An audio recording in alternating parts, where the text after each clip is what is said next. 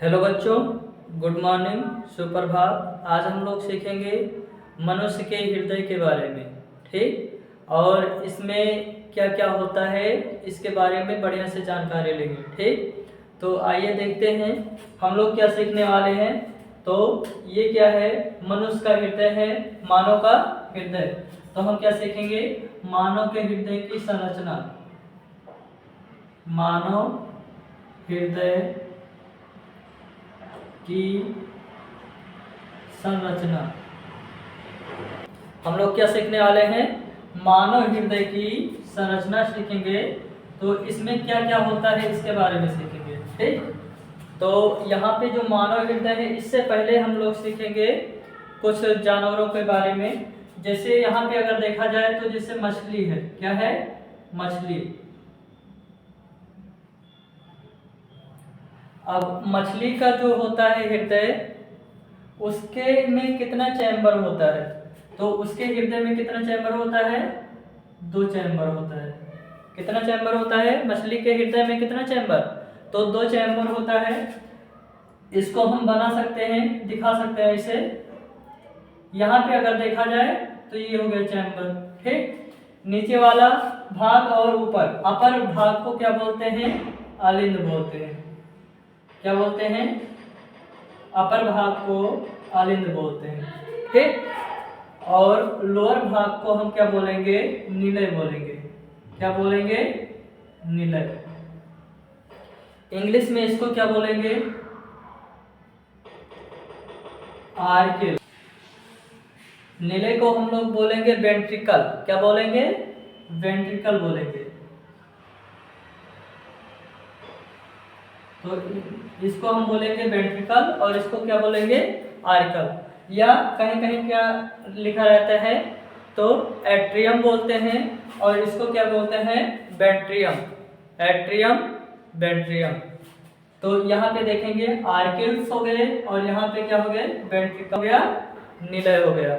ठीक, तो आपसे पूछा जाएगा कि मछली के हृदय में कितने चैम्बर या कितने कक्ष होते हैं, तो आप क्या बताएंगे, 2 कक्ष होते हैं। वो अपर वाले को बोलते हैं अलिंद, नीचे वाले को बोलते हैं, क्या बोलेंगे, निलय। यहाँ पे इंग्लिश में अगर तो आर्किल्स, और इसको क्या बोलेंगे, वेंट्रिकल। ठीक, अगर देखा जाए तो ये जलीय जीव होता है। कैसा जीव है, जलीय। तो ये जलीय जीव होता है, इसलिए इसके में होता है जो हृदय में जो चैम्बर होता है, मछली क्या है, जलीय जीव है। ठीक, तो इसके अंदर जो चैम्बर होता है इसके हृदय में कितना होता है, 2। इसके हृदय में 2 चैम्बर होता है, अलिंद और निलय होता है। अब दूसरा देखा जाए तो एक आता है उभयचर प्राणी। क्या होता है, उभयचर।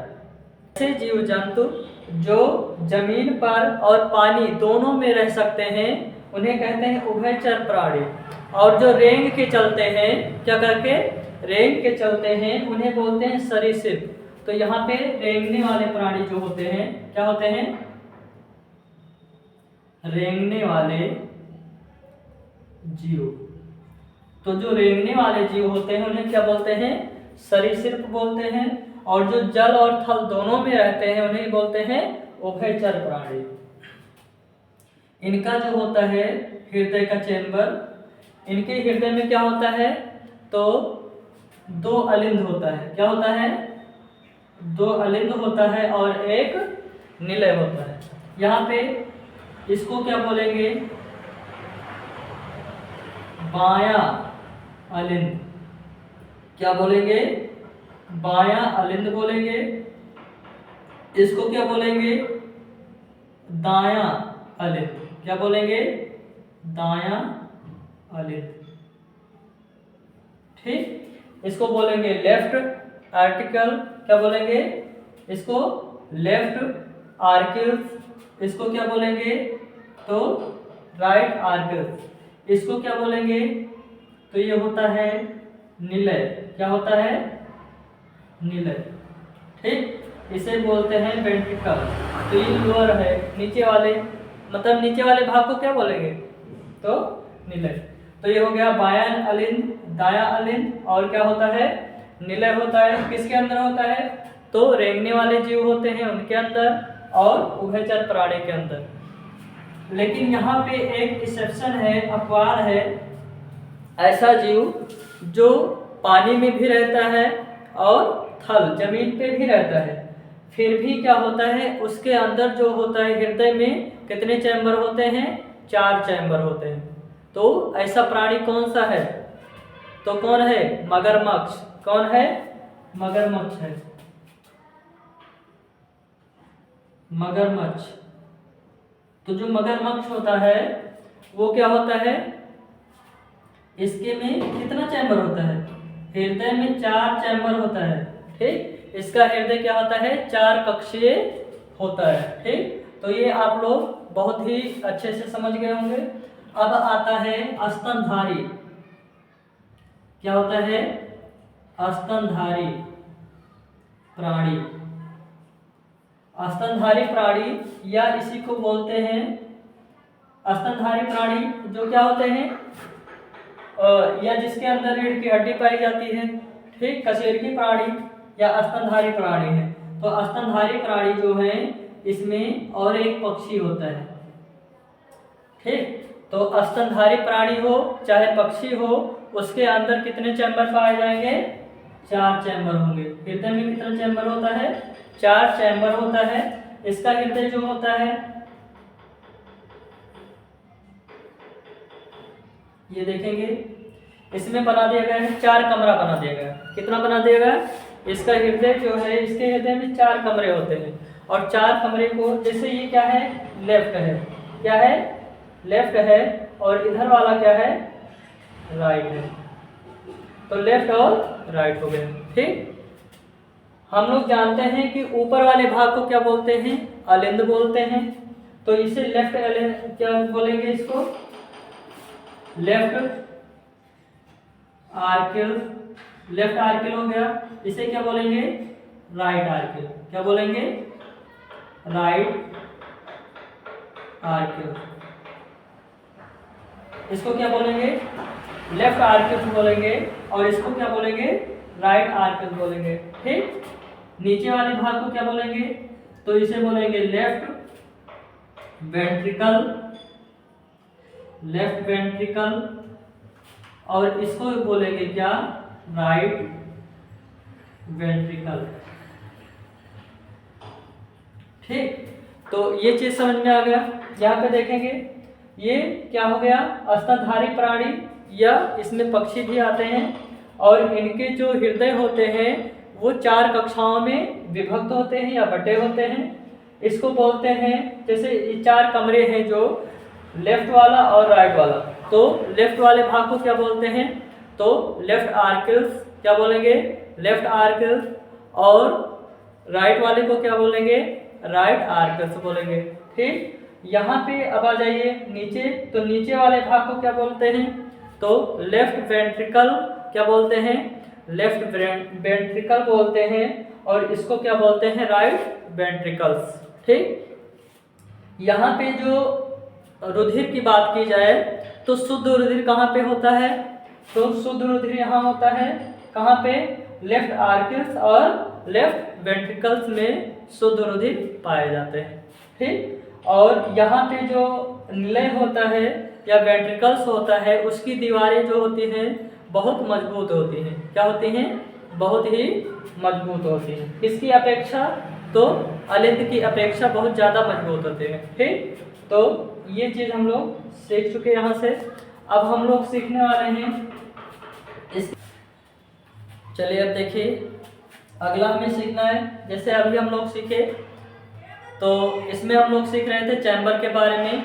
सरीसृप प्राणी, स्तनधारी प्राणी, पक्षी हो गया या जलीय जीव हो गया, इनके अंदर कितना चैम्बर पाया जाता है ये हम लोग सीखे।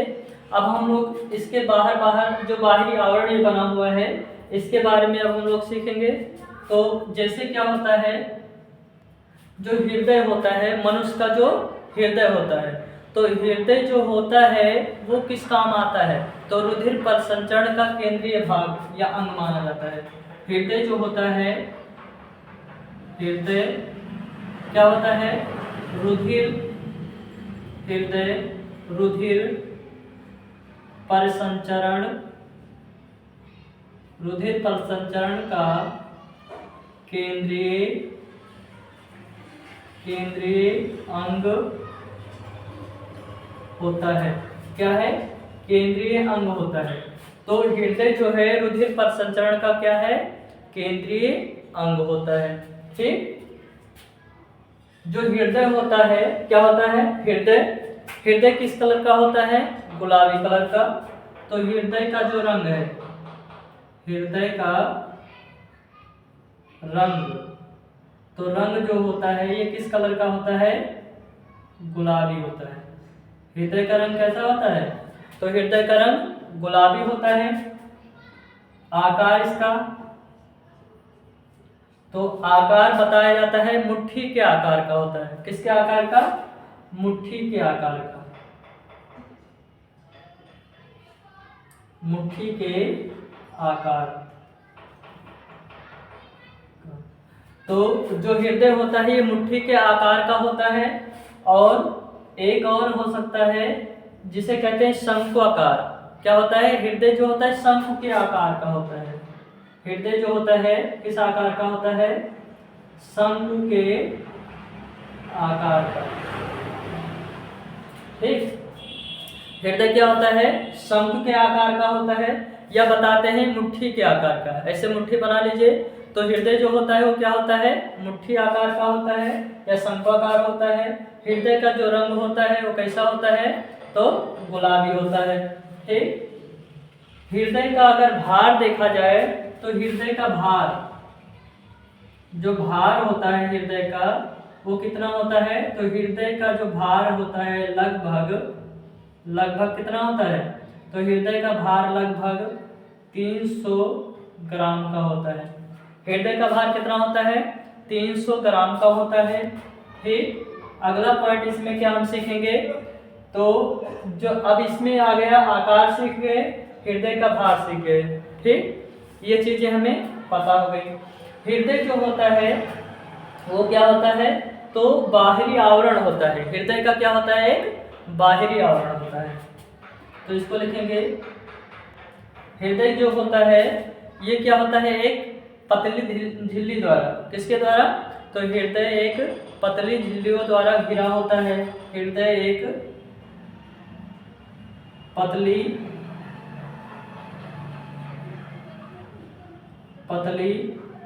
झिल्लियों द्वारा घिरा होता है।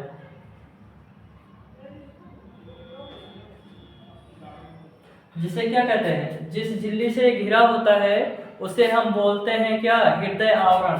क्या बोलते हैं? हृदय आवरण कहते हैं। हृदय आवरण। इसको क्या बोलेंगे?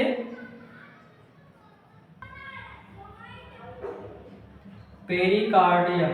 क्या बोलते हैं? हृदय आवरण को क्या बोला जाता है? पेरिकार्डियम बोलते हैं। क्या बोलते हैं? हृदय आवरण को पेरिकार्डियम। हृदय आवरण क्या होता है? तो हृदय जो होता है जिस आवरण से या जिस पतली झिल्ली से घिरा होता है उसे हृदय आवरण बोलते हैं। इंग्लिश में पेरिकार्डियम बोलते हैं। ठीक। अब यहाँ पे थोड़ा और लोअर में चलते हैं। जैसे हृदय जो होता है, हृदय में जो तरल पदार्थ होता है, हृदय आवरण में जो तरल पदार्थ भरा होता है, हृदय आवरण में क्या पाया जाता है? तो हृदय आवरण जो लेयर होता है,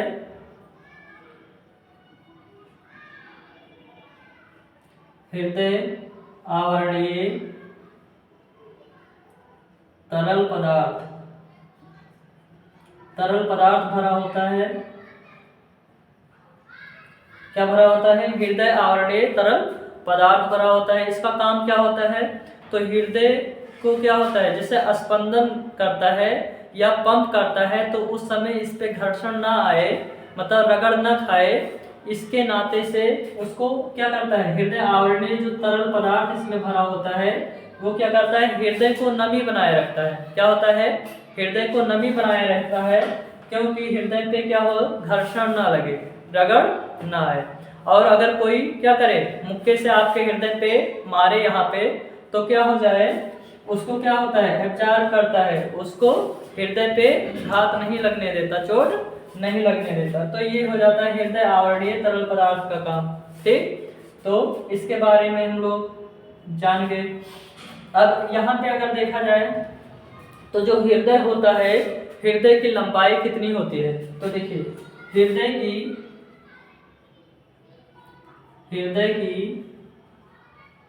लंबाई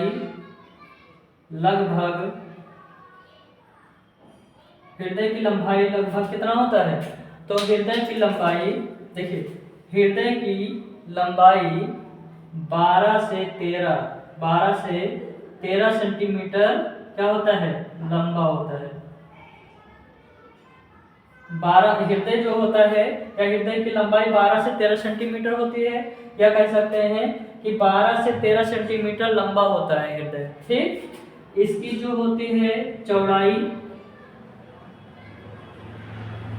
तो इसकी जो चौड़ाई होती है, चौड़ाई कितनी होती है, तो हृदय की, जैसे ये लंबाई हो गई, ये लंबाई जो होती है कितना होता है, 12 सेंटीमीटर या 13 सेंटीमीटर होता है।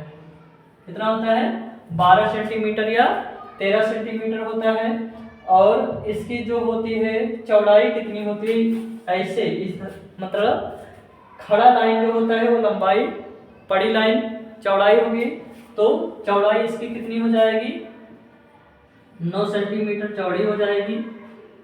तो इसकी अगर देखी जाए तो कुछ मोटाई भी होगी, तो मोटाई कितनी है इसकी, मोटाई 6 सेंटीमीटर है। कितनी है, तो मोटाई 6 सेंटीमीटर हो जाएगी। ठीक, तो ये चीजें हम लोग सीखे। अब हृदय जो होता है, इसके बारे में इतनी जानकारी हो गई। हृदय जो होता है 4 कक्षीय होता है।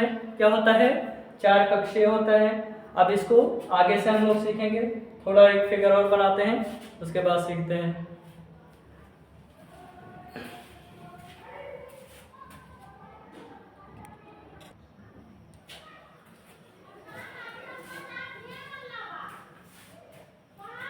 चलिए, इसके आगे हम लोग अब सीखने वाले हैं। ठीक, तो इसके आगे हम लोग सीखेंगे, जैसे मान लीजिए हृदय बनाते हैं, आंतरिक संरचना इसका बनाते हैं।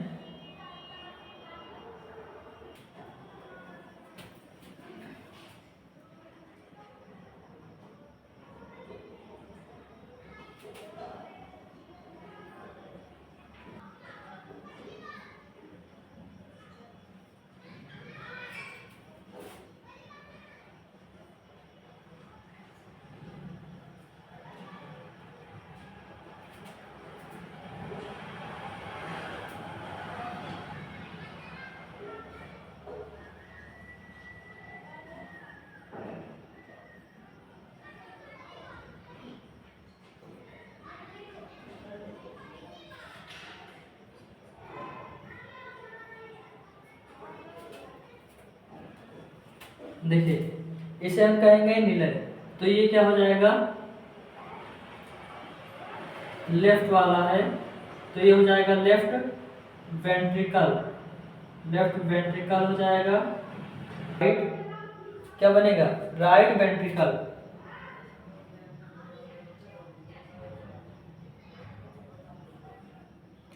ये हो गया राइट वेंट्रिकल, ये हो गया लेफ्ट वेंट्रिकल। तो ये लेफ्ट और राइट वेंट्रिकल बन गया। यहाँ से इसको बोलते हैं फुफ्फुस धमनी। क्या बोलते हैं, फुफ्फुस धमनी ये होता है, फुफ्फुस धमनी। क्या बोलते हैं इसको, फुफ्फुस धमनी होता है, फुफ्फुस धमनी। इसे बोला जाता है पल्मोनरी धमनी। क्या बोलते हैं, पल्मोनरी धमनी बोलते हैं। यहां से अगर देखा जाए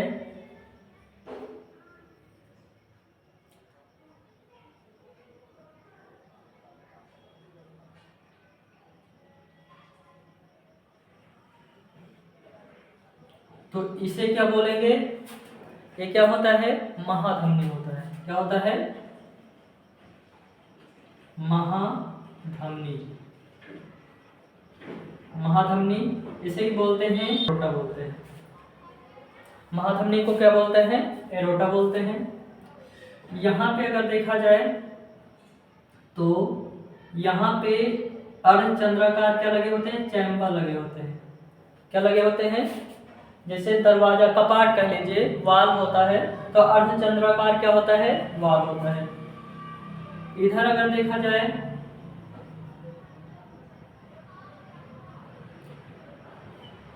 तो इसे बोलते हैं वेना कावा। क्या बोलते हैं? Vena cava. वेना कावा बोलते हैं। ठीक, ये जो काम करता है ये इस तरह, देखिए यहाँ पे क्या है? पल्मोनरी, यहाँ पे क्या है? अग्र महाशिरा है। यहाँ पे क्या है? अग्र महाशिरा। इसे बोलते क्या है? सुपेरियर। क्या बोलते हैं? सुपेरियर वेना कावा बोलते हैं। ये नीचे देखेंगे ये पश्च महाशिरा है, तो पश्च महाशिरा को क्या बोलते हैं? तो यहाँ पे क्या होता है? Inferior vena cava. तो इन्फेरियर वेना कावा हो गया, और यहाँ पे क्या हो गया? Superior vena cava. आ गया समझ में? तो ये हो गया ये क्या है? Inferior vena cava. ये क्या है? सुपेरियर वेना कावा है।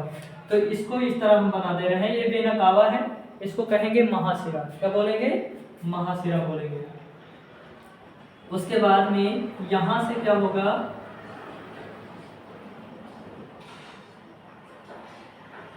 ये क्या रहेगा? वाल रहेगा। क्या रहेगा? वाल। यहाँ से अगर देखा जाए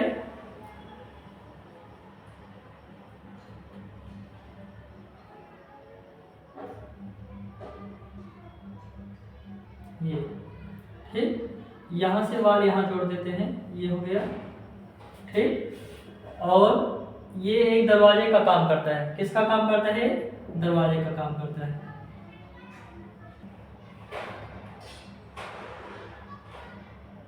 ये ठीक, इसमें क्या होता है? हृदय आवरणीय तरल भरा होता है। क्या होता है? हृदय आवरणीय तरल।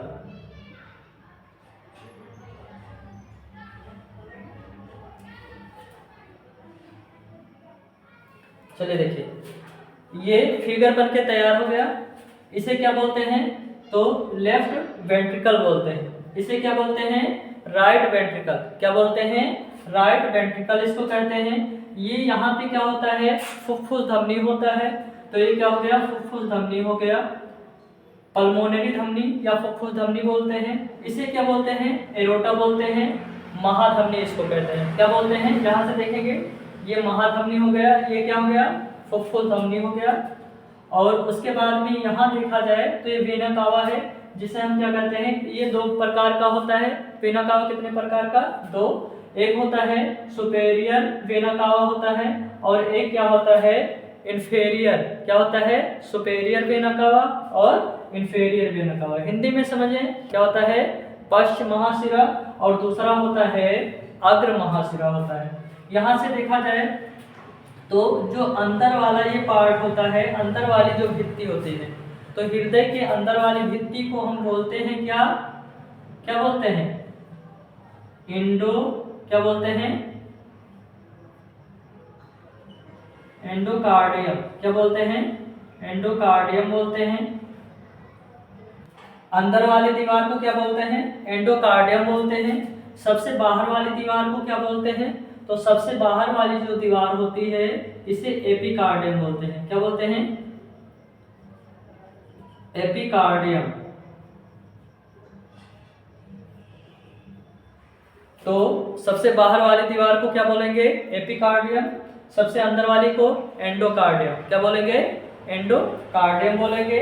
और जो होता है बीच वाली होती है दीवार, बीच वाली को क्या बोलेंगे? मायोकार्डियम। क्या बोलेंगे इसको? मायोकार्डियम बोलते हैं। ठीक, तो अब यहाँ पे आप समझ लीजिए इसको।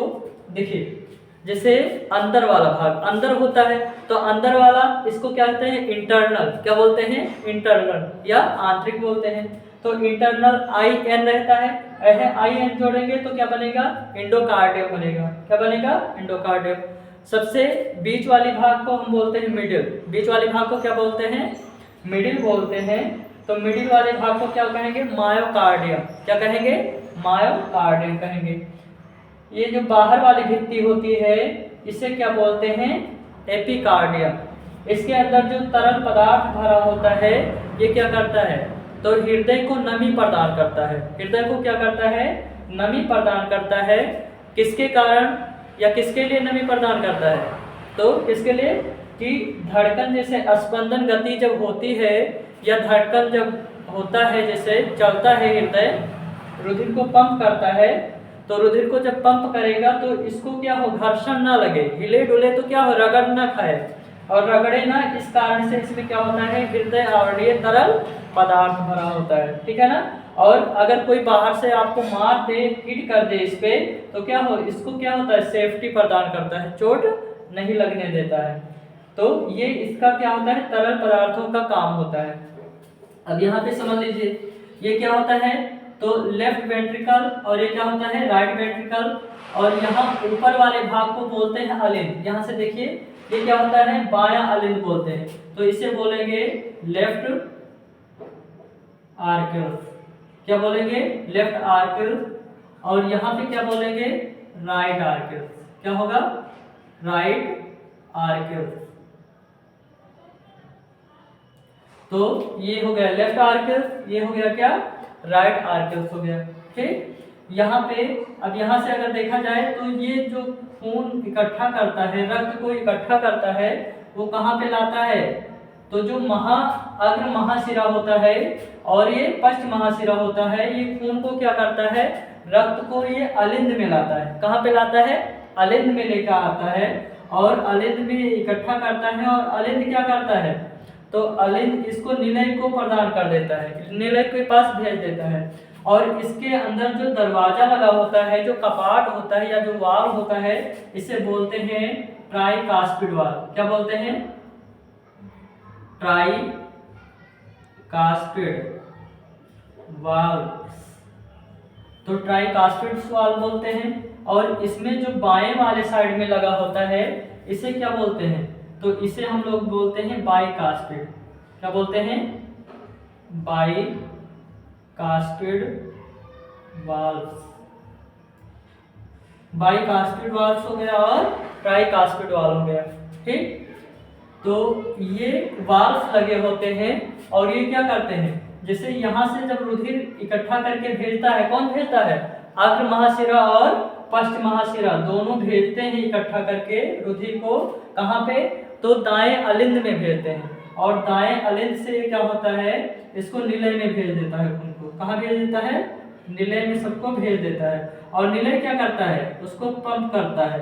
निलय पंप करता है तो कहाँ पे जाता है, तो ये क्या होता है, पल्मोनरी धमनी से जुड़ा होता है। ये क्या होता है, तो बाएं निलय से क्या होता है, पंप होता है। और ये जो रुधिर होता है इसमें अग्र महाशिरा और पश्च महाशिरा में कैसा रुधिर होता है, अशुद्ध रुधिर होता है। कैसा रुधिर, अशुद्ध रुधिर होता है। और ये रुधिर जो होता है वो कहाँ पे जाता है, तो ये जब आगे निकल के जाता है तो दो पल्मोनरी धमनी में बढ़ जाता है, जिसे हम बोलते हैं क्या बोलते हैं, फुफ्फुस धमनी बोलते हैं। पल्मोनरी धमनी, दो पल्मोनरी धमनी में बढ़ जाता है उसे क्या बोलते हैं, फुफ्फुस धमनी बोलते हैं। और फुफ्फुस धमनी के द्वारा क्या होता है, ये रुधिर कहाँ पे आ जाता है, तो लेफ्ट अलिंद में। कहाँ पे चला जाता है, लेफ्ट अलिंद में आ जाता है।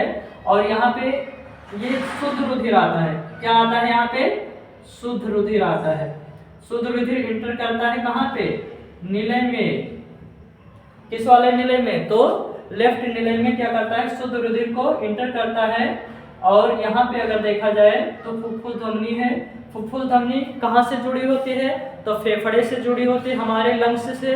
ठीक। और वहाँ जुड़ी होती है और क्या करती है, जो अशुद्ध रुधिर आते हैं कहाँ से आते हैं, तो यहाँ से क्या होता है, तो यहाँ से जब कौन लेफ्ट वाला, राइट वाला जो वेंट्रिकल होता है वो क्या करता है, इसको पंप करता है। और पंप करता है तो पल्मोनरी धमनी के सहारे, कहाँ से, पल्मोनरी धमनी के सहारे क्या होता है, फेफड़े तक पहुँचते हैं। और फेफड़े क्या करते हैं, उसको ऑक्सीजन दे करके उसको शुद्ध बना देते हैं।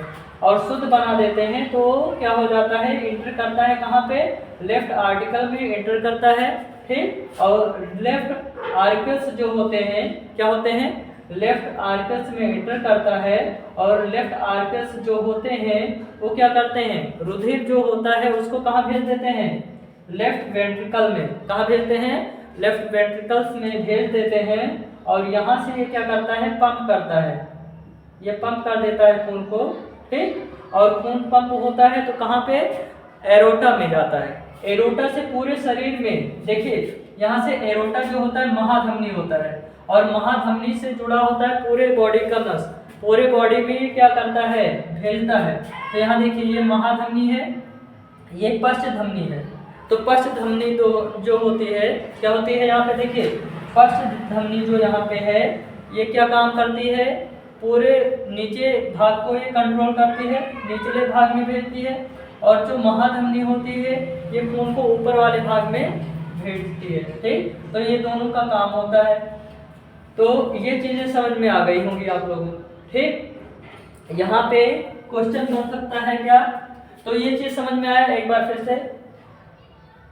ये जो हृदय होता है, हृदय में 4 चैम्बर होते हैं। कितने चैम्बर होते हैं, तो हृदय जो होता है, हृदय कितना होता है, 4 चैम्बर। हृदय में कितने चैम्बर होते हैं, 4 चैम्बर्स होते हैं। ठीक, या इनको कह लीजिए कक्षा। हृदय में कितनी कक्षाएं होती हैं, 4 कक्षाएं होती हैं। यहाँ पे अगर देखा जाए तो राइट अलिंद और क्या होता है, राइट वेंट्रिकल, जैसे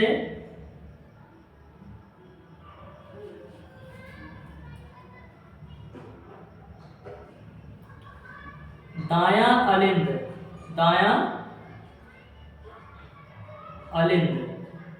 तो दाएं अलिंद जो होता है, दाएं अलिंद में किस प्रकार का रुधिर होता है, तो दाएं अलिंद में अशुद्ध, दाएं अलिंद में अशुद्ध रुधिर होता है। ठीक, तथा बाएं अलिंद में क्या होता है, शुद्ध रुधिर। बाएं अलिंद में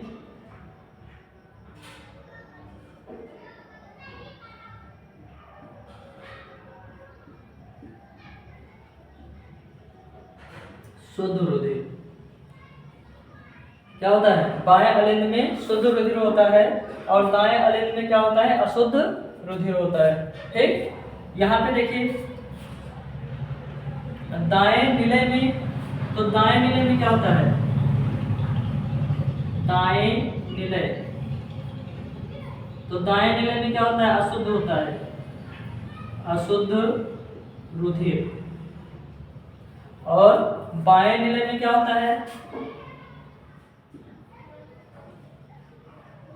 बाएं निलय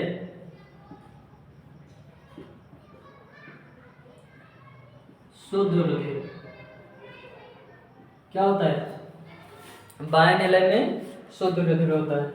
ठीक, तो ये हम लोग समझे कि कैसे ये काम करता है। बाहर से अगर देखा जाए तो मोटा मोटा क्या था, यहाँ से अगर देखा जाए तो अग्र महाशिरा कहते हैं, इसे बोलते हैं सुपेरियर वेना कावा।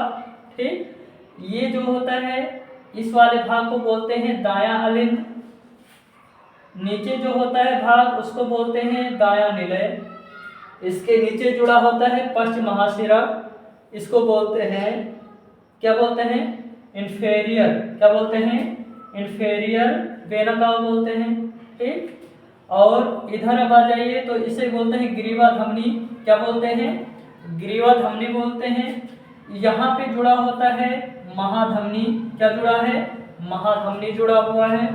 यहाँ पे अगर देखा जाए तो जो यहाँ पे आता है, क्या आता है यहाँ पे, जैसे पल्मोनरी धमनी, पल्मोनरी धमनी से जो रुधिर आता है वो क्या होता है, 2 फुफ्फुस धमनियों में बढ़ जाता है, और क्या होता है, ये क्या करता है, ऑक्सीकृत होकर शुद्ध रुधिर लाता है।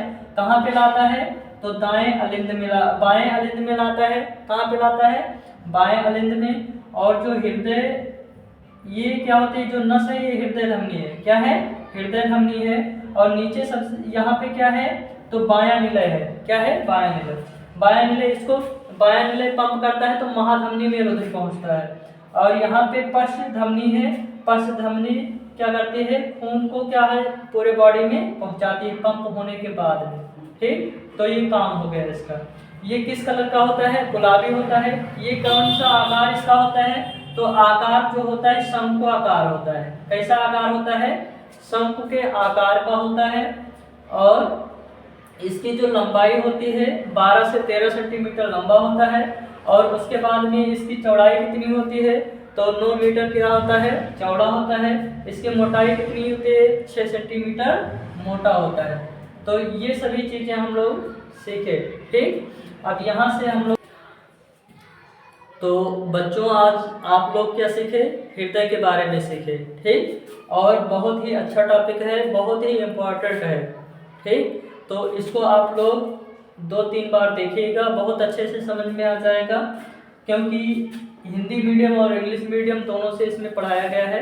जो बच्चे हाई स्कूल में हैं या इंटर में हैं, उनके पास ज़रूर से शेयर करें और इसको वो लोग पढ़ें, अच्छे से मेहनत करें कि बढ़िया नंबर आए। ठीक।